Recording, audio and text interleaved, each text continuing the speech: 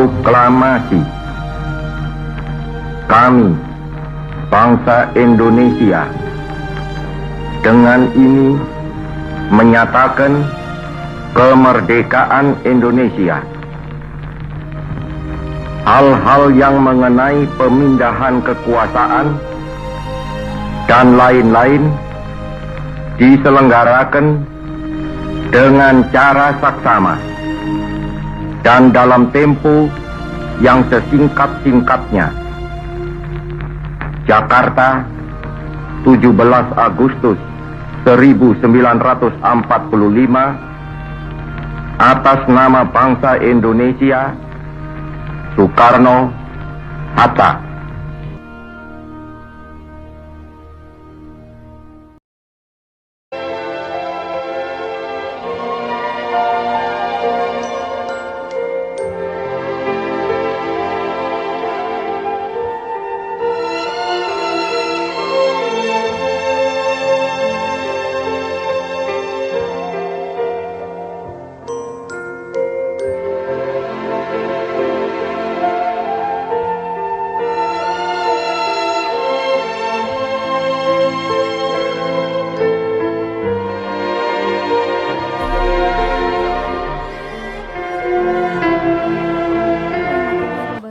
Apa kabar semuanya? Semoga selalu sehat dan dalam lindungan Allah Subhanahu wa Ta'ala. Amin. Baiklah, jadi video kali ini kita akan membahas mata pelajaran dari sejarah peminatan untuk kelas 11 IPS. Materi yang akan kita bahas yaitu materi bab 8 tentang mengenai piagam kemerdekaan. Kira-kira apa saja yang akan dibahas dalam piagam kemerdekaan ini? Berikut peta konsepnya.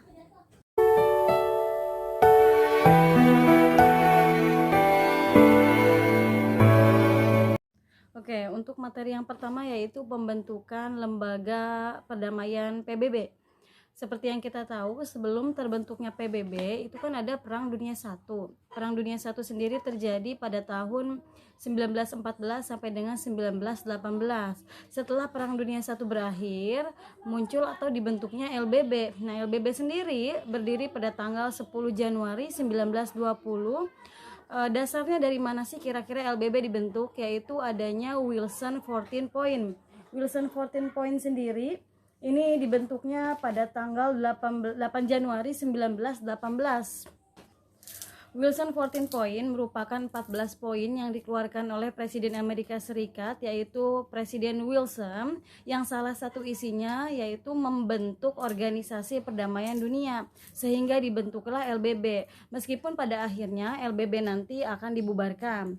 Alasan dibubarkan karena LBB dianggap tidak berhasil dalam mencapai tujuan utamanya, yaitu menjaga perdamaian dunia.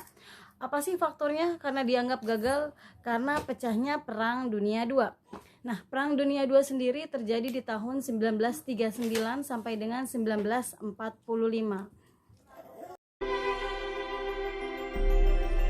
Oke, tanggal pertama yang akan kita bahas yaitu tanggal 14 Agustus 1941. Di tanggal ini ada pertemuan antara dua kepala negara. Yang pertama dari Presiden Amerika Serikat yaitu Franklin Delano Roosevelt. Kedua ada Perdana Menteri dari Inggris Winston Churchill. Dua kepala negara ini bertemu di sebuah kapal namanya kapal Augusta milik Amerika Serikat, letaknya di Newfoundland atau di Teluk Samudra Atlantik. Nah, kemudian dari pertemuan dua kepala negara ini menghasilkan satu piagam yang dikenal dengan Atlantic Charter atau Piagam Atlantik. Kemudian setelah diadakannya Piagam Atlantik, tanggal selanjutnya 1 Januari 1942 itu 26 negara melakukan pertemuan membahas tentang isi, tujuan, dan program dari Piagam Atlantik.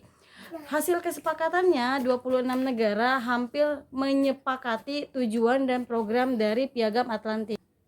Kemudian konferensi ini juga dilaksanakan di Washington DC. Hasil dari konferensi ini menghasilkan satu dokumen penting yang bernama Dokumen Declaration of United Nations. Selanjutnya, setelah adanya pertemuan di Washington tadi, Tanggal 19 sampai tanggal 30 Oktober 1943 diadakan lagi pertemuan yang diikuti oleh 4 negara, yaitu Amerika Serikat diwakili oleh Cordell Hull, kemudian Uni Soviet ini Molotov, kemudian dari Inggris sendiri Anthony Eden, sedangkan dari Tiongkok Vo Pinchan. Nah, empat perwakilan negara besar ini melakukan pertemuan. Mereka membahas, pertemuan ini dilaksanakan di Moskow, membahas terkait tindak lanjut dari adanya Atlantic Charter dan Declaration of United Nations. Kemudian setelah diadakannya konferensi Moskow, dikeluarkan satu keputusan yang paling penting yang dikenal dengan Maklumat Moskow. Di tanggal selanjutnya, yaitu di tanggal 4 sampai 11 Februari 1945, ini merupakan konferensi lanjutan setelah dikeluarkannya Maklumat Moskow, yaitu konferensi Yalta. Konferensi Yalta sendiri adalah tindak lanjut dari konferensi sebelumnya, yaitu mewajibkan atau mengharuskan setiap negara, yaitu 4 negara yang tadi kita sebutkan, itu menjaga perdamaian dunia dengan wujud nyatanya, yaitu membentuk organisasi perdamaian dunia. Kemudian di tanggal 7 Oktober 1944, negara-negara yang tadi menandatangani Maklumat Moskow ini bertemu kembali di Washington DC. Hasil kesepakatan ini, 4 negara ini sepakat untuk membentuk Dewan Keamanan sebagai kelengkapan dari organisasi dalam usaha mencapai perdamaian dunia. Selanjutnya, setelah sepakat dalam membentuk Dewan Keamanan, 4 Februari 1945, 4 negara yang tadi bertemu lagi untuk menyepakati jumlah suara yang harus didapat oleh negara yang akan ditentukan masuk ke dalam Dewan Keamanan. Kemudian setelah ditentukan jumlah quorumnya berapa, di tanggal 25 April 1945 ada pertemuan lagi di San Francisco. Nah, ini pertemuan ini dihadiri bukan hanya dari 4 negara yang tadi, tapi dihadiri oleh negara-negara yang terlibat dalam pembentukan rintisan perdamaian dunia atau negara-negara yang melawan fasisme. Nah, negara-negara ini sepakat untuk menandatangani atau menyusun Piagam Perhimpunan Bangsa-Bangsa atau dikenal dengan United Nations Charter. Tanggal selanjutnya yang akan kita bahas yaitu di tanggal 26 Juni 1945. Setelah sepakat menandatangani Piagam Perdamaian Bangsa-Bangsa, di tanggal 26 ini ditandatanganilah piagam yang tadi dibentuk. Setelah ditandatangani Piagam Perhimpunan PBB tadi, akhirnya Piagam PBB secara resmi diberlakukan pada tanggal 24 Oktober 1945. Diulang ya, 24 Oktober 1945. Dan ini dijadikan sebagai hari lahir PBB. Baiklah, ini merupakan kesimpulan dari penjelasan yang tadi. Apabila kurang jelas nanti akan saya share dalam bentuk dokumen ya. Oke, subbab yang selanjutnya yaitu Proklamasi Kemerdekaan Republik Indonesia. Saya yakin kalian semua sudah tahu dan sudah paham mengenai peristiwa ini. Hanya saja saya akan mereview ulang ada peristiwa apa saja, mengingatkan kembali ada peristiwa apa saja sebelum diadakannya detik-detik Proklamasi Kemerdekaan Republik Indonesia. Baiklah, peristiwa yang akan kita bahas hari ini adalah Proklamasi Kemerdekaan Republik Indonesia. Peristiwa pertama yaitu ada berita kekalahan Jepang terjadi antara tanggal 14 sampai tanggal 15 Agustus 1945. Kemudian berita kekalahan Jepang ini disiarkan melalui satu siaran radio bernama BBC London. Orang pertama yang mendengarkan berita kekalahan Jepang adalah dari golongan muda bernama Shutan Syahrir. Setelah mendengarkan berita kekalahan Jepang terhadap sekutu, akhirnya golongan muda menemui Soekarno dan Hatta, mendesak agar Soekarno dan Hatta untuk segera melakukan proklamasi kemerdekaan. Tetapi Soekarno menolak dengan alasan proklamasi tidak harus diadakan secara terburu-buru, perlu diadakannya persiapan yang matang. Kedua, proklamasi sebaiknya harus didiskusikan dengan anggota PPKI lainnya. Karena penolakan yang dilakukan oleh Soekarno tadi, jadi golongan muda di tanggal 15 Agustus 1945 dalam 2 kali mengadakan pertemuan. Pertemuan pertama yaitu di Gedung Bakteriologi. Di sini membahas bahwa kemerdekaan itu ialah hak segala bangsa. Maka Indonesia pun berhak untuk mendapatkan kemerdekaan secepatnya. Apalagi ditambah dengan Jepang sedang dalam keadaan kalah oleh sekutu dan pemerintahan di Indonesia sedang dalam masa kekosongan. Kemudian yang kedua di asrama Baperpi. Nah, di asrama Baperpi inilah terjadi kesimpulan untuk mengamankan Soekarno dan Hatta keluar kota Jakarta. Ini keputusannya ya, mengamankan Soekarno dan Hatta keluar kota Jakarta, tepatnya ke Rengas Dengklok. Nah, akhirnya peristiwa ini dikenal dengan peristiwa Rengas Dengklok. Alasannya, kenapa terjadi peristiwa Rengas Dengklok dan kenapa golongan muda memutuskan untuk mengamankan Soekarno dan Hatta? Dikarenakan khawatir Soekarno dan Hatta mendapatkan pengaruh dari Jepang sehingga proklamasi RI tidak akan terlaksana secepatnya. Setelah itu jadi orang-orang atau golongan muda yang punya peran untuk menjemput Soekarno dan Hatta ke Rengas Dengklok adalah Soekarni, Wikana, Aidit, dan Hairul Saleh. Rengas Dengklok sendiri terjadi di tanggal 16 Agustus 1945.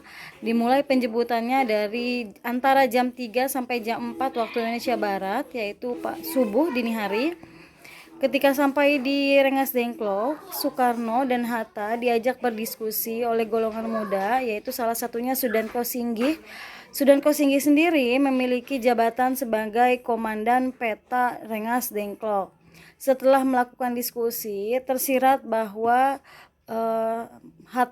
Soekarno dan Hatta mau untuk segera melakukan proklamasi setibanya mereka di Jakarta nanti. Di sore hari 16.00 waktu Indonesia Barat. Jadi Ahmad Subarjo menjemput Soekarno dan Hatta ke Rengas Dengklok untuk dibawa pulang ke Jakarta. Meskipun dalam proses penjemputannya, Ahmad Subarjo harus meyakinkan golongan muda sampai memberanikan diri untuk mempertaruhkan nyawanya. Setelah Ahmad Subarjo berhasil menjemput Soekarno dan Hatta pulang ke Jakarta, Soekarno dan kelompoknya pergi ke rumah Nishimura, meminta bantuan, meminta tempat rumah Nishimura untuk dijadikan sebagai tempat rapatnya anggota PPKI. Akan tetapi Nishimura menolak. Alasannya kenapa? Karena Nishimura mengikuti aturan bahwa Jepang tidak memiliki status quo, tidak memiliki kewenangan untuk merubah status apapun di Indonesia. Maka dari itu, setelah ditolak, Soekarno beserta kelompoknya pergi ke kediaman Laksamana Maeda. Kenapa pilih rumah Laksamana Maeda? Karena dianggap aman dari gangguan Rikugun. Kedua, Laksamana Maeda sendiri merupakan sahabat dari Ahmad Subarjo. Nah, di rumah Laksamana Maeda inilah, tepatnya di ruang makam, itu dilaksanakan perumusan teks proklamasi. Nanti siapa saja yang hadir dalam perumusan teks akan saya tampilkan orang-orangnya dan gambarnya ya. Kemudian teks proklamasi ini terjadi di tanggal 16 Agustus malam hari. Terus ini sebenarnya udah masuk tanggal 17 kalau udah jam 2 ya. Jadi dari jam 2 pagi sampai jam 4.00. Nah, jam 4 ini baru selesai. Akhirnya setelah selesai, setelah diperbaiki teks proklamasi berkali-kali, beberapa kali, langsung diketik ulang oleh Sayuti Melik. Keesokan paginya setelah teks proklamasi selesai diketik, pada tanggal 17 Agustus 1945 ditetapkanlah untuk diadakannya pembacaan teks proklamasi, tepatnya di hari Jumat pukul 10 di kediaman Bung Karno. Jadi awalnya pembacaan teks proklamasi akan diadakan di lapangan Ikada atau kalau sekarang dikenal dengan lapangan Monas. Tetapi di sana ternyata sudah dijaga oleh para tentara Jepang. Akhirnya teks proklamasi diadakan, pembacaan teks proklamasi diadakan di rumah Bung Karno. Terus setelah itu masyarakat mulai berkumpul di rumah Bung Karno. infonya sendiri atau beritanya sendiri disebarkan langsung oleh para golongan muda. Apa saja sih kira-kira yang dilaksanakan di peristiwa 17 Agustus tersebut? Yang pertama, pembacaan teks proklamasi. Yang kedua, pengibaran bendera merah putih yang saat itu benderanya sendiri dijahit oleh istri dari Bung Karno, yaitu Ibu Fatmawati. Kemudian pengibaran bendera ini diiringi lagu Indonesia Raya, yang kita tahu lagu Indonesia Raya diciptakan oleh Wage Rudolf Supratman. Kemudian pengibarannya sendiri dibantu oleh 3 orang, ada Latif Hendradiningrat, Suhut, dan SK Trimurti. Yang terakhir adanya sambutan dari Wali Kota Jakarta yang saat itu bernama Suwiryo.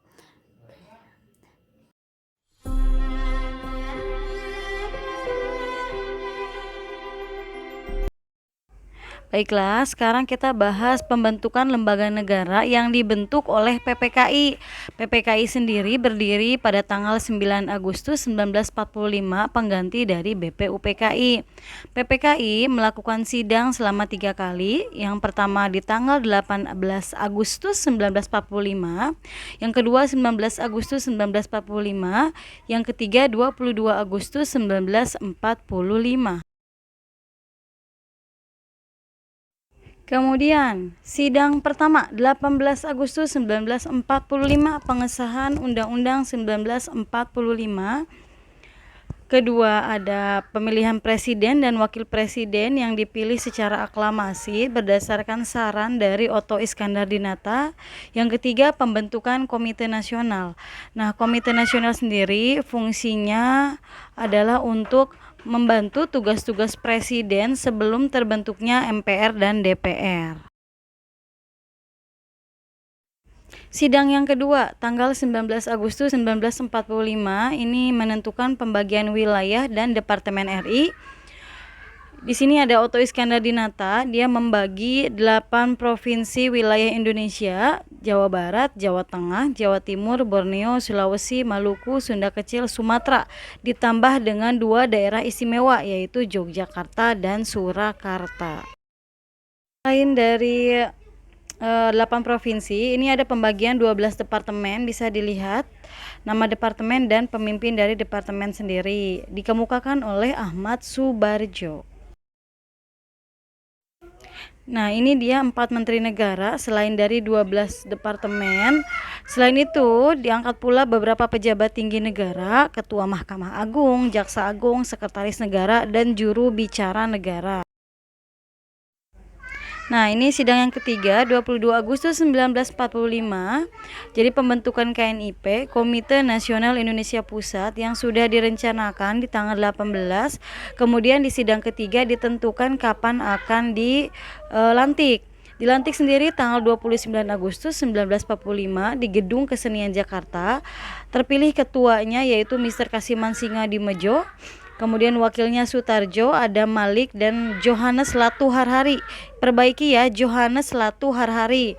Nah, ini nanti dijadikan sebagai cikal bakal dari legislatif atau DPR. Oke.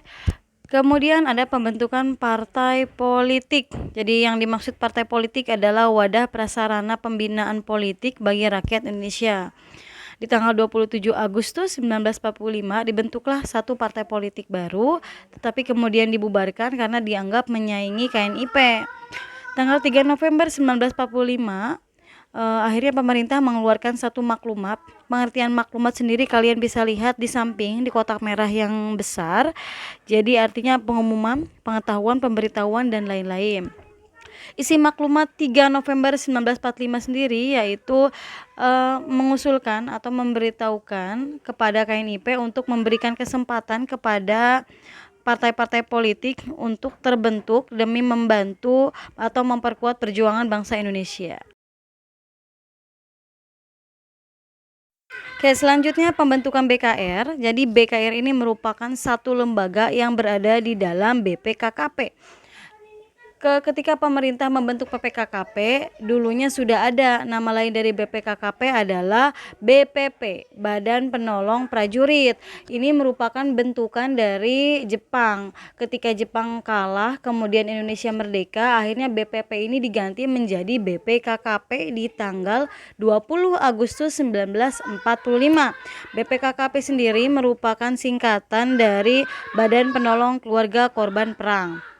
Setelah itu di tanggal 22 Agustus 1945 dibentuklah BKR, Badan Keamanan Rakyat. Tanggal 5 Oktober 1945 BKR tadi diganti namanya menjadi TKR dalam 2 kali. Jadi pertama namanya Tentara Keamanan Rakyat, terus diganti lagi jadi Tentara Keselamatan Rakyat.